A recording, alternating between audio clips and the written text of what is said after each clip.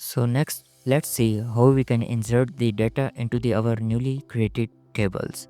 So basically, this is the syntax of the inserting new data into the tables. Insert is the built-in keyword. Into is also the built-in keyword.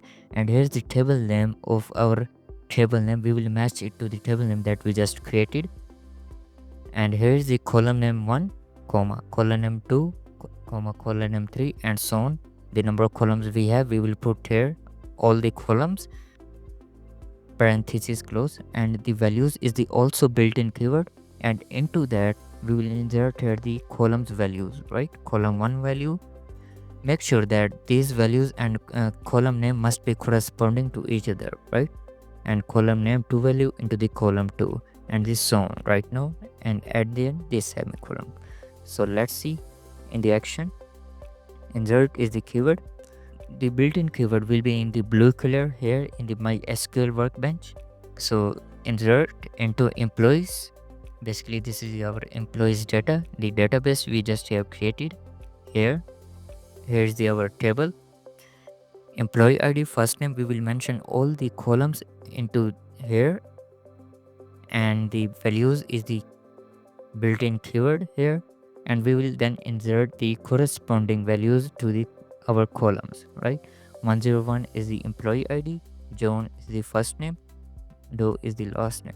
So make sure you take care of the data type of the column, as employee ID is the integer, so we will pass it only integer with no strings, right?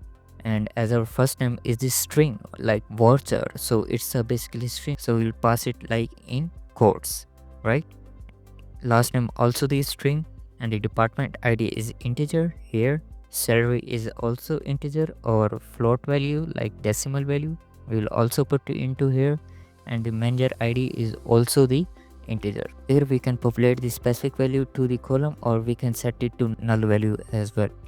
So I have inserted the 5 rows. Let's execute the query here. And here you can see 5 rows has been affected. That means our data has been inserted successfully.